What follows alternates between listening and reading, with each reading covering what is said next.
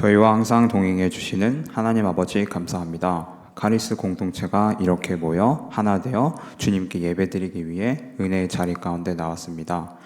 때때로 주님보다 먼저 앞서 나아가는 우리지만 우리와 언약 맺으신 주님을 기억하길 소망합니다. 주님, 우리가 서로에게 하나님의 모습을 드러내고 나타나는 공동체가 될 수 있게 인도하여 주세요. 삶 가운데 우리의 문제가 현실이, 감정이, 순간이 우리를 무너뜨리려 하지만 그 순간에도 주님의 은혜를 알기에 앞, 옆, 뒤에 앉아있는 지체들에게 서로의 모습을 통해 하나님을 바라볼 수 있게 도와주는 하나님을 나타내는 공동체가 되길 소망합니다. 삶 가운데 선택적인 태도를 가지고 대가를 피하는 죄인의 모습을 불쌍히 여겨주세요. 내 삶의 결이 속한 공동체에서 더 나아가 세상 곳곳 선교지에서 주님의 길을, 주님의 마음을 담게 인도하여 주세요. 공동체를 위해 섬기는 손길들을 기억하사 은혜 부어주시고 특별히 오늘 말씀 전해주시는 김진영 목사님을 축복하여 듣는 카리스 청년부가 그저 무리들이 아니라 듣는 귀가 될 수 있도록 인도하여 주세요. 주님께 저주받은 무화과 나무처럼 환경과 상황과 감정에 따라 맞춰 살지 않고 영원한 임재 안에 살아가길 소망합니다.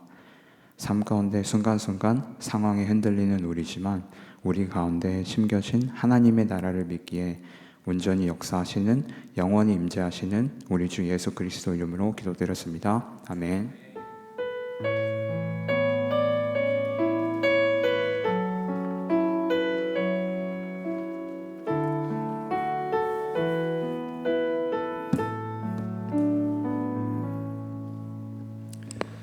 이 시간 함께 보실 하나님 말씀은 예레미야 22장 10절부터 19절까지의 말씀입니다. 예레미야 22장 10절부터 19절까지의 말씀.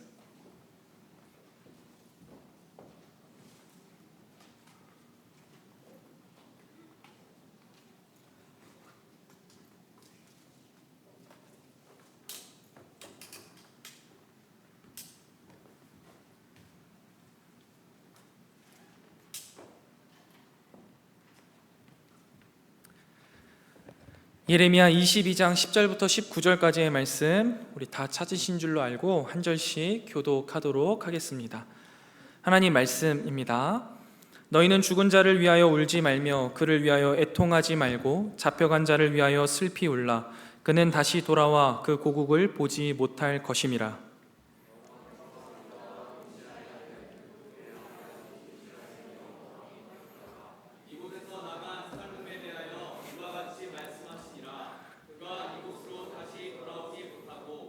잡혀간 곳에서 그가 거기서 죽으리니 이 땅을 다시 보지 못하리라.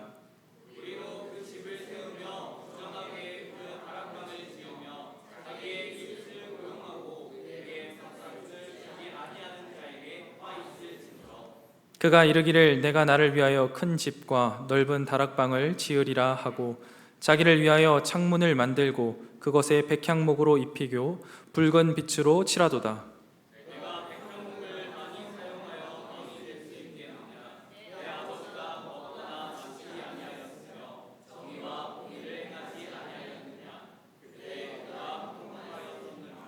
그는 가난한 자와 궁핍한 자를 변호하고 형통하였나니 이것이 나를 알미 아니냐 여호와의 말씀이니라.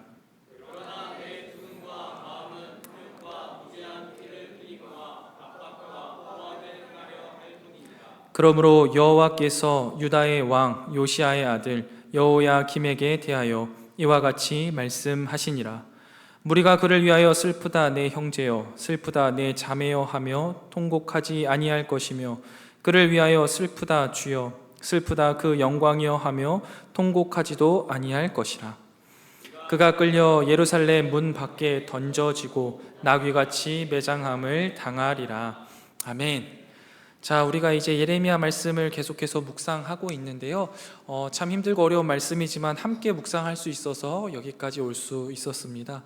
계속해서 말씀 묵상 끊임없이 해주시고 이제 우리가 8월을 마무리하면서 예레미야를 다 마무리 짓지는 못하지만 그래도 어느 정도 마무리 짓고 열왕기로 넘어가게 됩니다. 조금만 더 힘을 내시면 좋겠습니다. 오늘 본문 말씀에는요, 총 3명의 왕의 이름이 등장하죠. 그리고 2명의 왕에 대한 예언이 기록되어 있습니다. 살룸, 여호야김, 요시야, 이렇게 3명이 등장하고요. 실제로는 살룸, 그 다음에 여호야김에 대한 예언을 하고 있습니다. 오늘 본문은 이미 일어난 일이 아닌 미래에 일어날 일에 대한 예언이었습니다.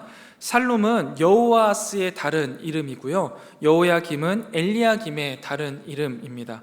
요시야는 그냥 요시야고요. 이 3명의 관계가 우리가 중요한데요, 요시야가 아버지이고요, 나머지 둘은 아들입니다. 요시야 왕에게는요, 총 4명의 아들이 있었다라고 성경이 기록하고 있어요. 첫 번째가 요하난이고요, 둘째가 여호야김, 셋째가 여호아스, 오늘 살룸이고요, 넷째가 시드기야입니다. 그런데 여러분, 왕이 된 순서는요, 15대 남유다 왕이 요시야고요, 16대가 여호아스입니다. 그리고 17대가 여호야김이에요. 집중해서 들으셨고 이게 좀 이해가 되셨다면 벌써 미묘한 갈등 관계가 있을 것이다라는 짐작이 가능하셔야 합니다. 왜냐하면 동생이 형보다 먼저 왕이 됐기 때문이죠. 네, 이 점을 유념하면서 스토리를 따라오시면 좋을 것 같아요. 우리가 잘 알고 있듯이 여러분, 요시야 왕 하면은 우리가 선왕이다, 하나님 말씀을 잘 따랐던 왕이다 라는, 하나님 보시기에 좋은 왕이었다라는 사실을 잘 알고 있습니다. 그렇다면 하나님 보시기에 좋은 왕은 어떤 왕일까요?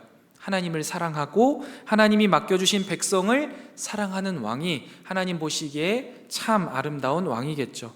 그는 왕이 되고 나서요, 가장 우선적으로 했던 게 성전을 깨끗하게 하는 것이었습니다. 여러분, 사실 이 말만 들어도 이 당시 남유다가 얼마나 우상숭배가 팽배했는지를 알 수 있는 겁니다. 제사장들과 율법사들이 분명히 있었음에도 불구하고요, 성전을 다시 한번 깨끗하게 청소해야 할 정도로 이들의 신앙생활이 엉망진창이었다라는 거죠. 아무튼 그렇게 성전을 깨끗하게 청소해라 명령을 하고 열심히 청소하다가 툭 튀어나온 게 뭐예요? 하나님의 말씀이 적힌 두루마기입니다. 이것도 기가 막히고 코가 막힌 일입니다. 하나님의 말씀이 적힌 율법서가 여기저기 갑자기 박혀 있다가 청소하다가 튀어나왔다? 말씀을 얼마나 안 읽은 거예요? 이런 삶을 살고 있던 게 남유다 백성들이었던 거예요. 그런데 그렇게 말씀이 나왔다 하고 보고가 되니까 이 요시야 왕이 어떻게 합니까? 야, 그 말씀을 우리만 읽게 할 게 아니라 제사장들과 율법사들이 백성들에게 널리 알려라, 가르치고 다시 한번 하나님 뜻대로 살아갈 수 있도록 해라 하면서 종교개혁을 단행합니다. 그리고 여러 우상숭배를 섬기던 신당들 다 부셔버려라 하면서 종교개혁을 확 일으킵니다. 하나님이 참 기쁘셨고 백성들은 하나님 앞에 바로 서가는 과정을 잘 밟을 수 있었습니다. 그런데 참 이상하죠. 이해할 수 없는 일인데, 이런 선왕, 이 요시야가요, 하나님의 백성들을 위해, 하나님을 위해 전쟁에 가서 싸우게 됩니다. 그런데 이 전쟁에서요, 애굽과의 전투였는데 화살을 맞고 죽게 됩니다. 굉장히 젊은 나이에 죽게 돼요. 안타까운 일이 아닐 수 없어요. 여러분, 여기에서 우리가 잠깐 짚고 넘어가야 할 것, 중요한 부분인데요, 요시야가 전쟁 가운데 죽은 것은요, 참으로 안타까운 일입니다. 우리가 인간적으로 생각할 때에는 요시야 같은 선왕, 하나님의 말씀을 순종하고 하나님의 백성을 잘 섬겨갔던 왕은 오랫동안 하나님이 이스라엘을 다스리게 하는 것이 좋겠다라는 생각을 하지만 그것이 꼭 하나님의 뜻은 아님은, 그리고 요시야에게도 그것이 꼭 좋은 것은 아님을, 하나님의 백성에게요, 죽음이라는 건 하나님의 징계가 아니라 하나님의 뜻의 일부에 불과하다라는 점을요, 우리는 좀 짚고 넘어가야 할 것 같습니다. 아니, 하나님의 말씀에 순종했는데 왜 이렇게 일찍 요절한 거야? 왜 전쟁터에서 죽어? 라는 생각보단 그 또한 하나님의 뜻이구나, 그리고 그것을 통해 하나님의 역사를 이루어 가시는구나 라는 것을 꼭 짚고 넘어갔으면 좋겠습니다. 아무튼 이렇게 요시야가 죽고 나니까 이제 왕을 세워야 되는 거예요. 그런데 실제로 다음 왕을 준비하고 있었던 상황은 아닌 거예요. 내 아들이 있었지만 첫째 왕 요하나는요, 일찍 죽었거든요. 아주 어렸을 때 죽은 것 같아요. 그래서 실제적으로는 이제 왕위 승계에 큰 영향을 끼치지 못했고, 이제 둘째와 셋째가 있는데, 사실 원래대로라면 둘째 여호야김이 왕이 되어야 하는데, 이 이스라엘 사람들이, 그리고 이 제사장과 율법사들은 셋째 아들인 여호아스를 왕으로 세우게 됩니다. 그러니까 이게 약간 미묘하게 된 거죠. 물론 이제 그 뒤에 이야기들을 보면은 정확하게 성경에 기록되어 있진 않지만, 뒤에 이야기들을 보면 여호아스가 다른 형제들보다 좀 뛰어났다, 통치적으로나 아니면 육체적으로나 좋았다라는 말도 있고, 아니면 여호아스만 요시아 왕처럼 이 애굽에 대해서 반대하는 성향을 가지고 있었고 하나님의 뜻을 지키려고 하는 모습이 있었다라는 말도 있지만, 사실 성경에는 기록되어 있지 않아서 잘 우리는 확인할 수 없습니다. 그런데 아무튼 그가 그렇게 왕이 되었어요. 형을 제끼고 왕이 된 거죠. 그리고 나서 이 여호아스가 오늘 본문에는 등장하지 않는데, 그렇게 하나님 앞에 뭔가 죄를 저지르고 나서 죽게 됩니다. 근데 죽게 되는 게 어떻게 죽게 된다라고 예언하냐면, 애굽으로 끌려가서 다시 돌아오지 못하고 죽게 된다라고 예언이 되죠. 그래서 도대체 어떤 잘못을 저질렀나를 성경을 통해서 좀 찾아봤습니다. 열왕기하 23장 32절에 보면 딱 한 줄로 여호아스를 성경이 기록하고 있고 평가하는데요, 제가 한번 읽어드릴게요. 열왕기하 23장 32절 말씀입니다. 여호아스가 그의 조상들의 모든 행위대로 여호와 보시기에 악을 행하였더니 라고 기록하고 있어요. 자세하게 기록하고 있지는 않지만 딱 이렇게 한 구절로 기록해요. 조상들의 모든 행위대로 여호와 보시기에 악을 행했다. 이 말은요, 여러분, 우상 숭배를 했다라는 뜻으로 받아들이시면 됩니다. 대부분의 왕들이 했던 것처럼 요시아를 제외한 대부분의 왕들이 우상을 숭배하고 주변의 나라를 숭배하면서 어떻게 하면 내가 좀 왕위를 이어갈 수 있을까? 어떻게 하면 좀 편안하게 살 수 있을까를 고민했던 것처럼 이 여호아스도 마찬가지였다라는 거예요. 아버지가 보여줬었던 그 선한 행위를 따르기보다는 다른 조상들이 했던 것처럼 편한 길, 우상을 숭배하는 길을 따랐다라고 이야기하는 거죠. 우상을 숭배하면서 이제 그는 애굽, 이제 기울어져가는 느낌이 드니까 애굽이 아니라 바벨론의 힘을 통해서 유다와 평화의 안녕을 도모하려고 했어요. 더군다나 아버지를 죽였으니까 애굽에는 약간 마음이 안 좋았겠죠. 그래서 바벨론을 의지하면서 나아갔던 게 이 여호아스입니다. 그런데 안타깝게도요, 이 시기는 애굽이 더 힘이 있는 시기예요. 애굽 왕 느고가 여호아스가 왕이 된 지 3개월 만에 무깃도라는 지역에서요, 바벨론과 전쟁을 치르게 됩니다. 그런데 이 지역에서 치르는 이 무깃도 전쟁에서요, 애굽이 승리를 합니다. 그러면서 이 팔레스틴 지역 전체를요, 다시 한번 애굽이 패권을 잡게 돼요.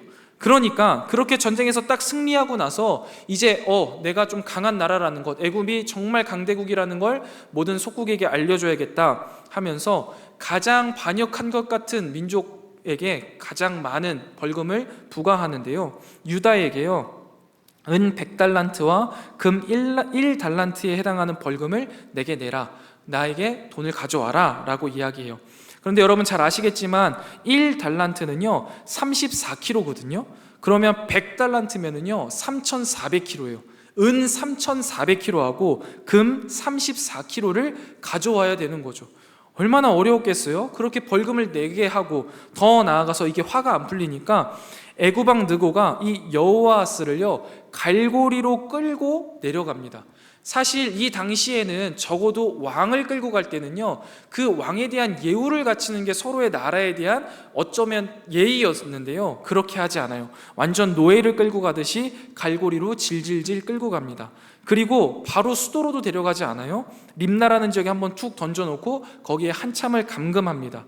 그리고 나서 다른 왕을 누굴 세울까 생각하다가 이 애굽에게 좀 친하게 굴 수 있는 사람을 골랐는데, 그게 여호야김입니다. 이 여호야김과 여호아스는 왜 이렇게 다른 성향을 가지고 있냐면요, 배다른 형제입니다. 배다른 형제이고 여호아스가 안 입고 왔겠죠. 그리고 실제로 지금 이제 힘이 있는 애굽을 의지하고자 하는 여호야김을 왕으로 세워요. 여러분, 이렇게 여호아스는요 왕이 된 지 단 3개월 만에 폐위되고 애굽으로 끌려갑니다. 그리고 거기에서 죽게 돼요. 근데 이것은요 이미 예레미야를 통해서 예언이 된 말씀이에요. 여호아스가 3개월이라는 매우 짧은 기간에도 하나님 앞에 얼마나 많은 악을 행했는지 모르겠지만 하나님은요 애굽 왕 느고를 통해서 그를 폐위시킨 것이라고 우리는 볼 수 있는 겁니다. 왜냐하면 예언이 되어 있기 때문이에요. 그리고 나서 이 요시아의 종교개혁을 목격했음에도 불구하고 아버지의 신앙을 본받지 않고 열조의 악한 행위대로 하나님 보시기에 악을 행한 이 여호아스는 애굽에서 죽게 됩니다. 우상 숭배를 했던 결과입니다. 나라만 바뀌었을 뿐 바벨론이라는 나라를 의지하고 그 가운데 하나님을 잊고 살았던 모습이죠. 그렇다면 여러분 여기에서 한 가지 이제 질문을 드릴 건데요. 이런 여호아스 왕의 모습을 보면서 과연 여호아스 왕은 하나님을 안다라고 말할 수 있을까요? 여호아스는 하나님을 아는 사람이었을까요? 한번 여러분들 마음속으로 대답을 해보시고 넘어가서 17대 왕인 여호야김을 한번 살펴볼게요. 무기토 전투에서 승리하고 남유다를 친 애굽 왕 느고가 친애굽 성향을 가지고 있었던 여호야김을 애굽 왕으로 세웁니다. 그러면서 유다가요 애굽의 속국화가 완전히 되어버린 거예요. 여호야김 왕은 왕이 되고 나서 11년 정도를 다스렸는데요. 그 기간 동안 열왕들을 본받아서 하나님 앞에 악행을 저질렀습니다. 우상 숭배는요 기본으로 깔고 갔어요. 그리고 여호아스는 3개월밖에 안 돼서 못했는지 모르겠지만 그는 선지자들을 적극적으로 박해하기 시작했습니다. 우리가 이제 이번 주에 살펴볼 예레미야 26장에 보면은요 선지자 우리야가 등장합니다. 이가 하나님의 말씀을 전했는데요 듣기 싫고 짜증나는 거예요. 그러니까 이거를 죽여야겠다 마음을 먹습니다. 그래서 우리야를 죽이라라고 하니까 우리야가요 애굽으로 도망갑니다. 그러자 애굽까지 사람을 보내서 붙잡아 와서 선지자 우리야를 죽입니다. 그리고 예레미야 36장에도 보면요 예레미야 선지자가 하나님의 말씀이 기록된 두루마리를 가지고 이제 이 여호야김에게 갑니다. 그리고 이 말씀대로 행해달라고 간청을 하죠. 그러자 그가 한 일이 뭐냐면 칼을 꺼내서 두루마리를 반으로 자르고 불살라버립니다. 뿐만 아니에요. 백성들에게 세금을 과하게 부과하여서 그 받은 세금으로 애굽 왕 느고에게 바쳐요. 그리고 심지어 필요 이상을 과징하여서 자기의 사치스러운 궁전을 세웁니다. 이렇듯 그는요 하나님은 안중에도 없어요. 동생을 죽이고 나를 왕으로 세워준 애굽에게 충성을 다할 뿐입니다. 그리고 눈에 보이는 화려한 궁궐을 지음으로써 백성들에게 왕권을 든든히 하게 하려고 애를 썼어요. 눈에 보이는 것을 움켜쥐고 흔들려고 한 것이죠. 그런데 여러분 그렇게 눈에 보이는 강대국 애굽과요 눈에 보이는 화려한 궁궐이요 천천히 무너지기 시작합니다. 바벨론은요 갈그미스 전투에서요 애굽을 이겨버려요. 뒤집힌 거예요. 그래서요 갈그미스 전투로 인해서 애굽이 다시 한번 팔레스타인 전체 지역을 이제 물러나게 돼요. 그리고 바벨론이 지배력이 강해된 거죠. 그러면서 바벨론이 또 제일 먼저 치는 곳이 어디냐면 유다예요. 유다만 계속 가지고 노는 거예요. 친애굽 성향을 가지고 반바벨론 정책을 펼쳤던 여호야김을요 그냥 둘 수 없는 거죠. 그를 또다시 쇠사슬로 묶어서 바벨론으로 끌고 갑니다. 성전의 기구들 다 탈취해요. 그리고 바벨론 니므롯 신당이라는 데다가 다 처박아 두고요 바벨론에 끌고 가는데 여호야김은요 어디서 어떻게 죽었는지도 제대로 기록되지 않을 정도로 말씀 그대로 마치 나귀가 성 밖에서 처참히 죽고 그 시체도 찾지 못하는 것처럼 죽게 되었습니다. 자, 그렇다면 여러분 다시 한번 여러분께 여쭤볼게요. 우상 숭배는 기본이고 하나님이 부탁하신 하나님의 백성을 억압하고 도리어 진멸의 대상인 바벨론을 의지하는 여호야김의 모습은 하나님을 아는 사람이라고 말할 수 있겠습니까? 저는 오늘 이 두 왕들의 모습을 통해서 여러분과 한 가지 나누고 싶은 것이 있어요. 특별히 하나님께서 여호야김 왕에게 질문하시듯이 말씀하시는 부분을 통해 나누고 싶은데요.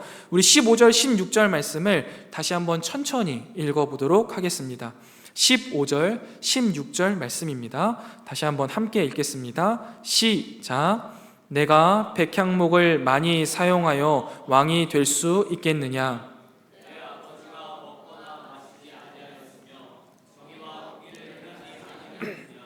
그때 그가 형통하여 썼느니라. 그는 가난한 자와 궁핍한 자를 변호하고 형통하였나니 이것이 나를 알미 아니냐 여호와의 말씀이니라. 아멘.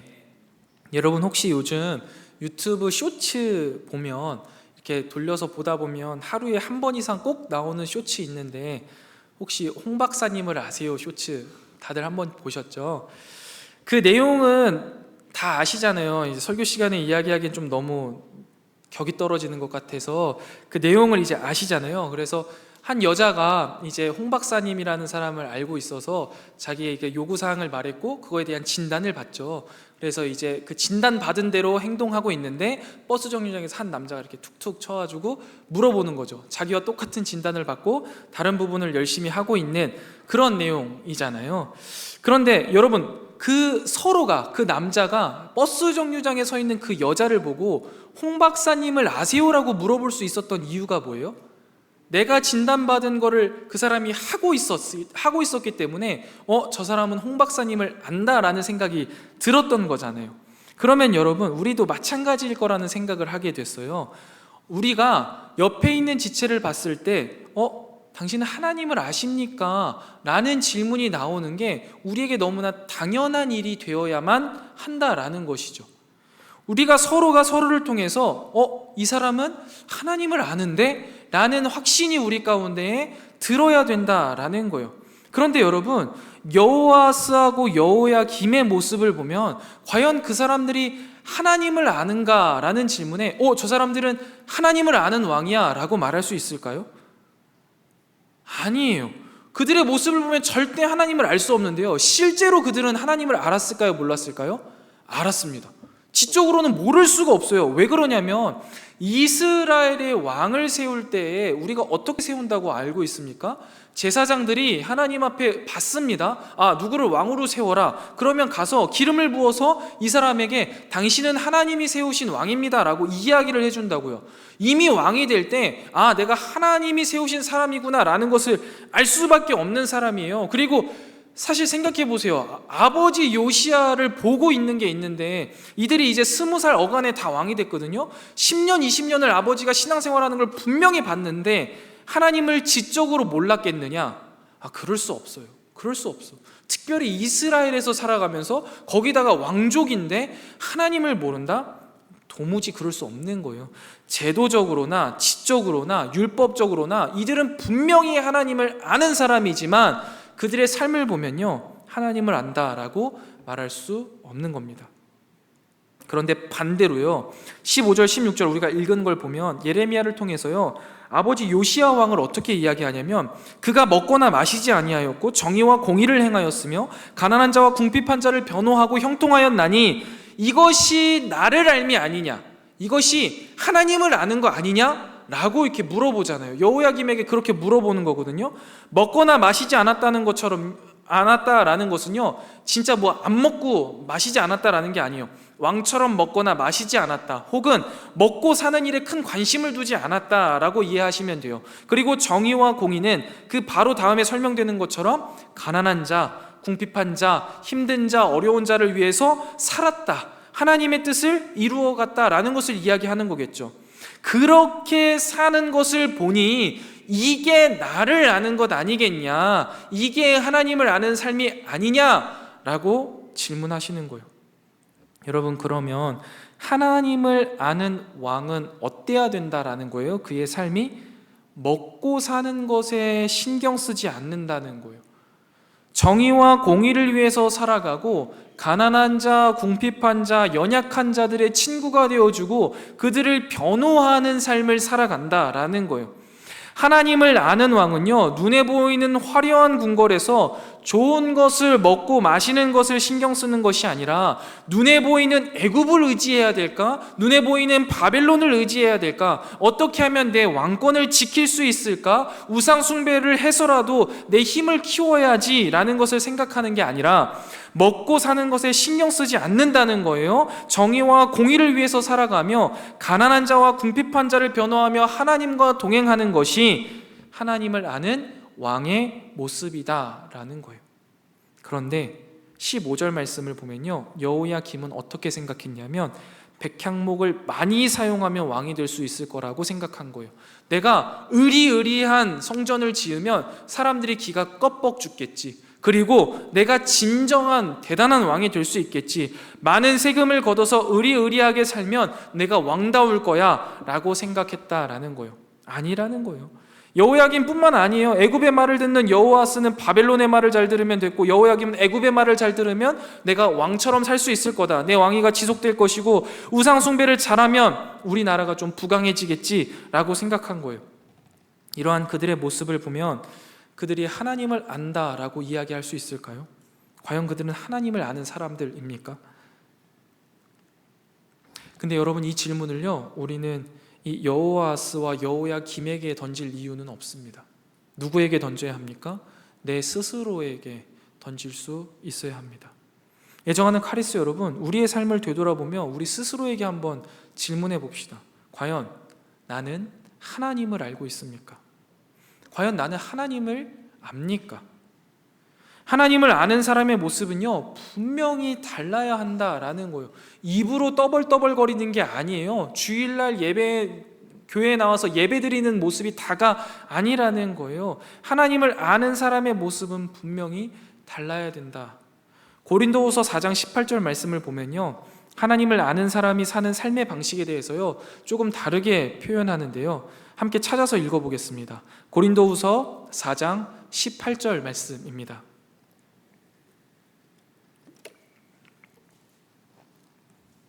신약성경 고린도후서 4장 18절 말씀.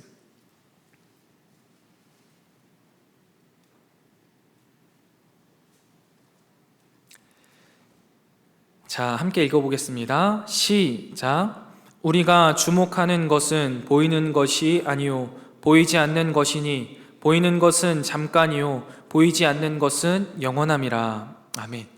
여러분, 이것이 하나님을 아는 사람이 사는 삶의 방식이에요.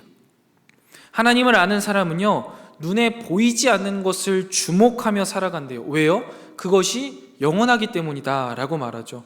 요시야 왕이요, 눈에 보이지 않는 하나님을 주목하면서 살았어요. 그래서 그의 삶이 비록 굉장히 짧았을지라도 그의 믿음을 우리가 여전히 배우고 있고, 그는 분명히 하나님 품에 안겨서 영원한 안식을 취하고 있겠죠. 그리고 얼마나 기쁩니까? 하나님이 뭐라고 말씀하시는 거예요? 그의 삶을 보며, 야, 네가 진짜 나를 아는 삶을 산 게 아니냐라고 이야기하시는 거예요. 이게 얼마나 기쁜 말입니까? 하나님이 나의 삶을 평가하실 때, 야, 맞아, 너는 나를 아는 사람이야 라고 이야기했다라는 거예요. 여러분, 우리 이런 삶 살아야 되지 않겠습니까? 이렇게 사는 것이 무엇입니까? 요시야처럼 사는 거겠죠. 또 우리가 성경에서 수없이 많이 살펴볼 수 있는 믿음의 사람들처럼 영원한 것을 주목하면서 영원하지 않는 것을 내려놓는 삶이겠죠. 여러분, 이 시간에 제가 아는 이제 성경의 인물이 아닌 제가 아는 사람들 중에 누구보다 하나님을 잘 아는 사람이라고 생각되는 한 분을 소개하면서 이제 설교를 마무리하려고 해요. 짐 엘리엇이라는 선교사님이에요. 제가 설교에서 종종 썼던 인물인데요. 기억하시는 분들도 계시고 기억하지 못하시거나 처음 듣는 분들도 계실 겁니다. 우리 주보라 새로운 컨텐츠에 책을 소개하는 순서를 넣는다고 해서 뭘 할까 하다가 지금 당장 읽고 있는 책을 소개했는데요. 제가 이제 눈에 보이는 것에 집중한다고 생각할 때 제 삶에, 그리고 제 마음속에 하나님을 향한 불길이 좀 잦아들고 있다, 불길이 꺼져가고 있다, 식고 있다 라는 생각이 들 때 이제 꺼내서 읽는 책인데요. 전능자의 그늘이라는 책입니다. 책 소개는 주보를 참조해 주시고요. 이 시간에는 그 책의 주인공인 짐 엘리엇 선교사님의 삶과 그의 아내의 삶을 잠깐 소개하려고 합니다.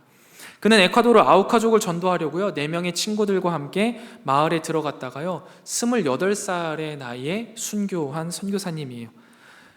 짐과 그의 아내 엘리자베스는 둘 다 에콰도르 선교사로 부르심을 받았고, 그리고 나서 떠났습니다. 그리고 거기서 도착한 지 1년이 지나서 약혼을 하게 됩니다. 그리고 나서 1953년 10월 8일에 에콰도르 쿠이토에서 결혼을 해요. 그렇게 결혼을 하고 아우카족에게 이제 들어가게 됩니다. 1955년, 그러니까 결혼하고 나서 2년 뒤쯤에 아이가 하나 생기고 나서 가을에 이 엘리엇과 여러 동료 선교사들이 굉장히 호전적이라고 알려져 있는 이 부족민들에게 친구가 되기 위하여서요, 비행기를 타고 그 주변을 빙빙 돌면서 이제 선물들을 계속 떨어뜨렸어요. 그러니까 그 사람들이 그 선물을 보고선 가져가는 모습들을 보고 우리의 마음이 좀 전달됐구나라고 생각을 했습니다.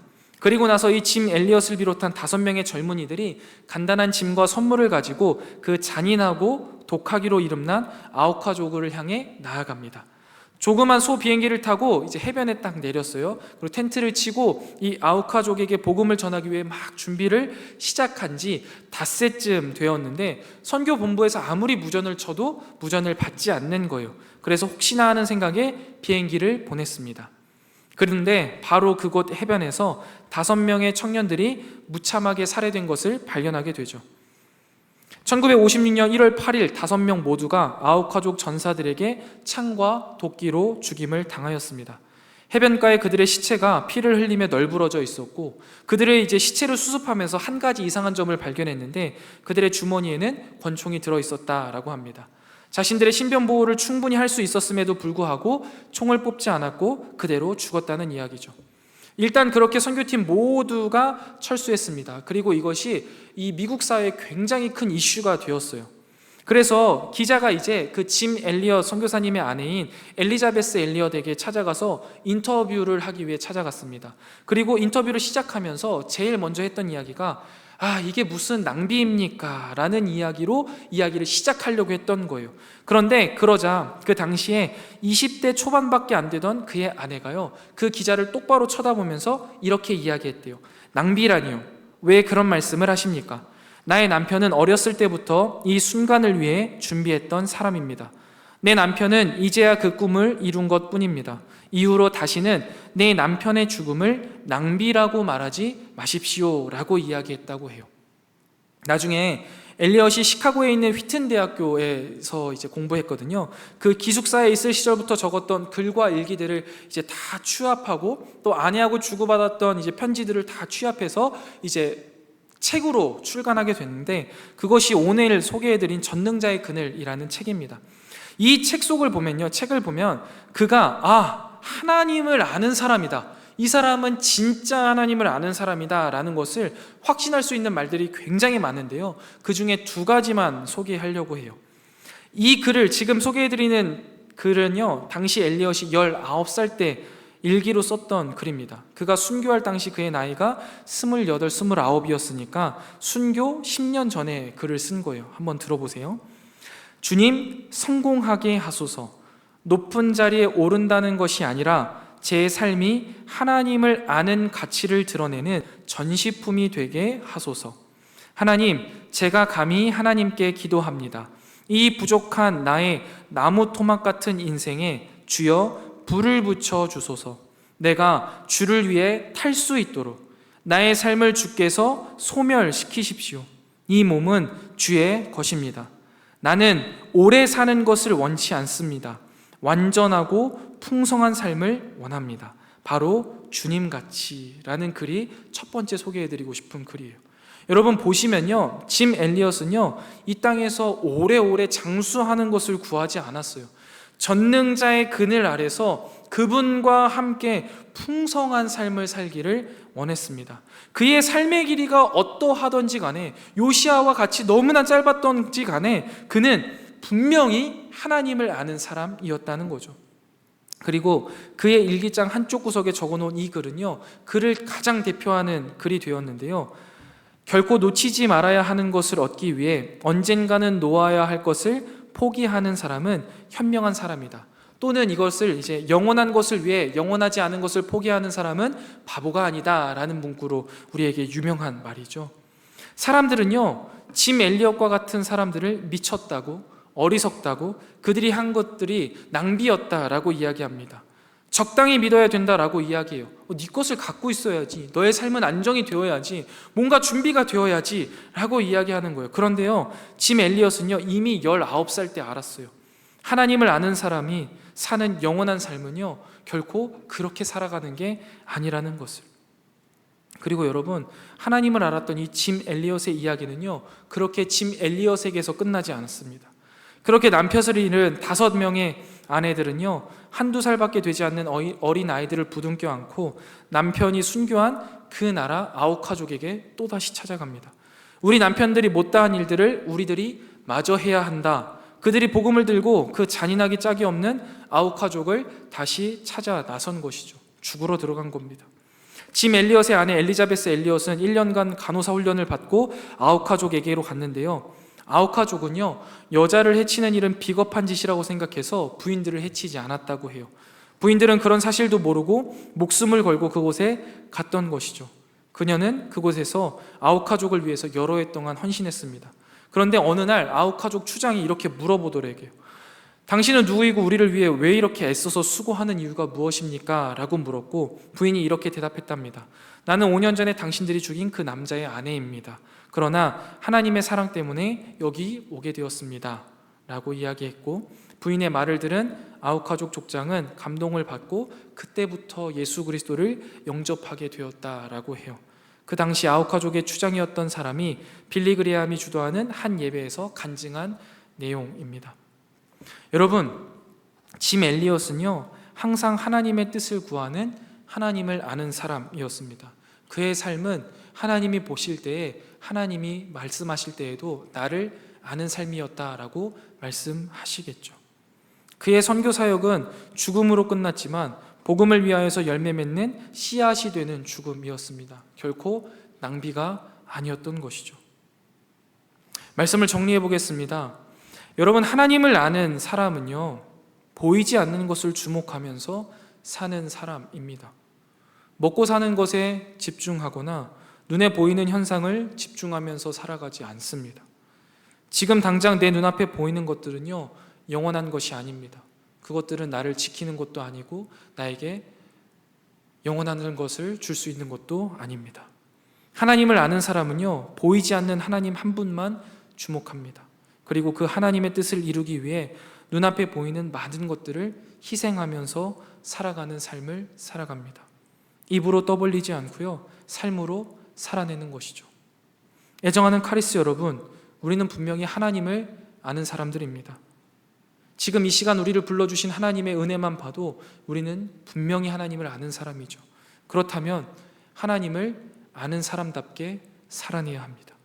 이 땅에서 우리의 삶이 마무리되고 주님 앞에 서는 날, 하나님께서 우리의 삶을 보시고 요시아의 삶을 표현했던 것처럼 네가 나를 아는구나 라는 이야기를 들을 수 있는 저와 여러분이 되시기를 주님의 이름으로 축원드립니다. 우리 이 시간 믿음과 삶 함께 찬양하신 후에 함께 기도하도록 하겠습니다.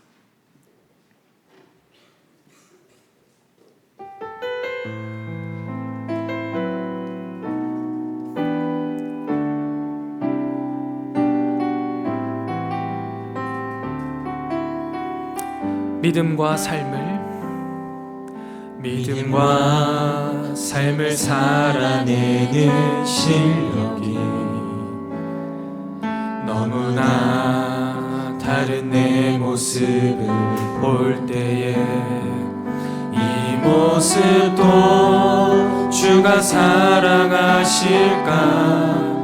자신 없는 내 모습 그저 주님 앞에 있네. 나 같은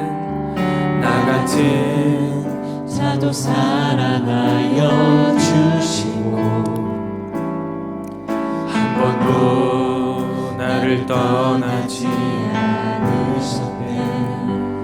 아픔 속에 주를 찾게 여긴 날 꾸짖지 않으시고 내 손 잡아주시네. 오직 주님 안에, 오직 주님 안에 두려움 없네. 고난을 통해 날 만드심을 믿네. 주님만이 내 모든 것 되시네. 주의 강한 손 날 붙드시네.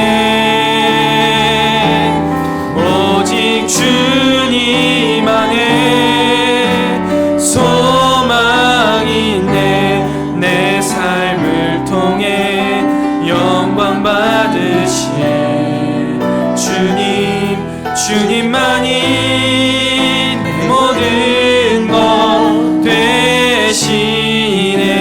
주의 선하심 오직 주님 안에 두려움 없네.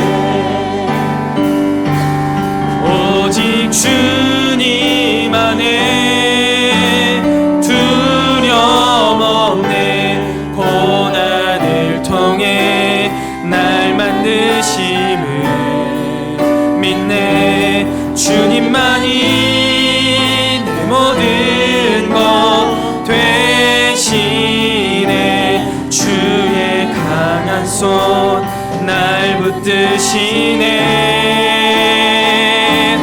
오직 주님 안에 소망이 있네.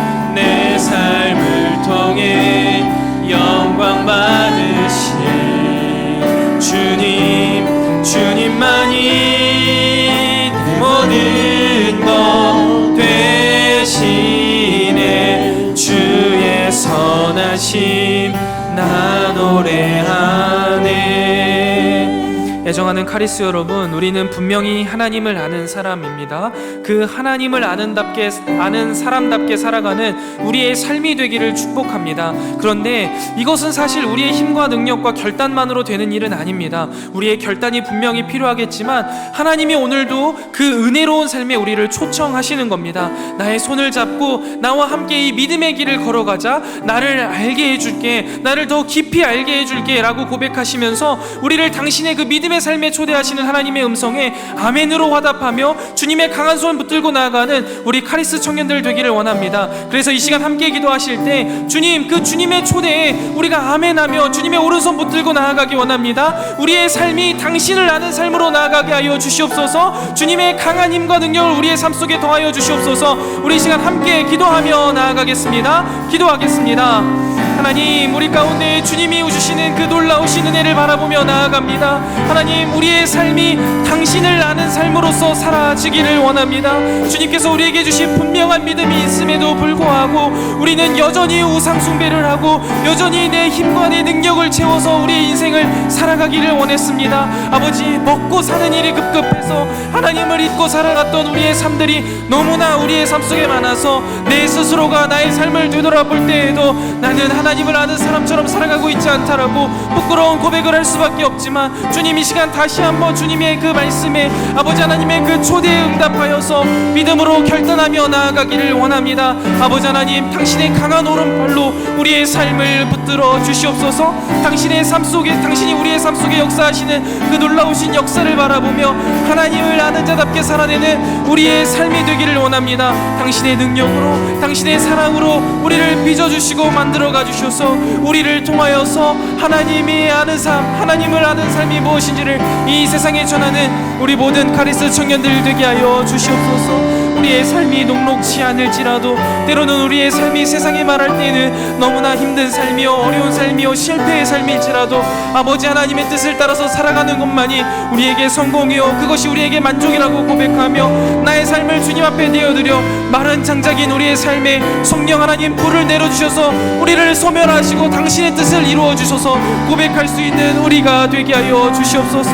영원한 것을 바라보며 영원하지 않은 것들을 희생하며 나아가는 우리의 삶이 되게 하여 주셔서 하나님 보시기에 네가 나를 아는구나 라는 말씀을 들을 수 있는 우리의 삶이 다 될 수 있도록 아버지 하나님, 우리의 삶을 만져 주시옵소서. 우리의 삶을 이끌어 주시옵소서. 우리 사랑하는 카리스 청년들에게 힘과 능력을 더하여 주시고 주님의 그 아름다운 초대에 우리가 기쁨과 감사의 마음으로 아멘으로 응답하며 나아가는 우리의 삶이 되게 하여 주시옵소서.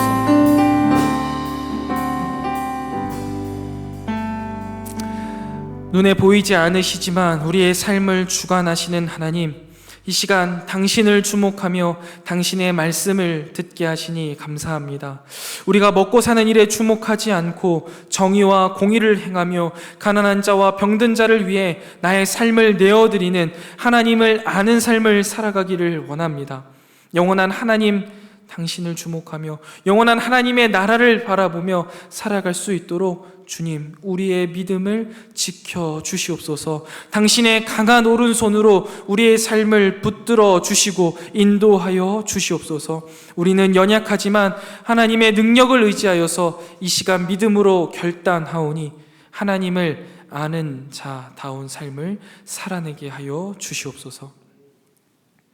이제는 우리 구주 예수 그리스도의 은혜와 하나님 아버지의 무한하신 사랑하심과 성령 하나님의 진리로 인도하시는 은혜의 크신 역사가 하나님을 아는 자다운 삶을 살아내리라 잔잔히 다짐하고 돌아가는 사랑하는 모든 카리스 공동체의 머리 위에 이제로부터 영원토록 함께 있을지어다.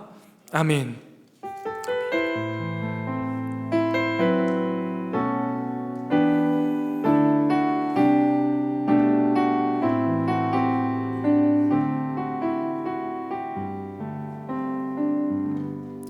예배 마쳤습니다. 감사합니다. 우리 광고 진행하도록 하겠습니다.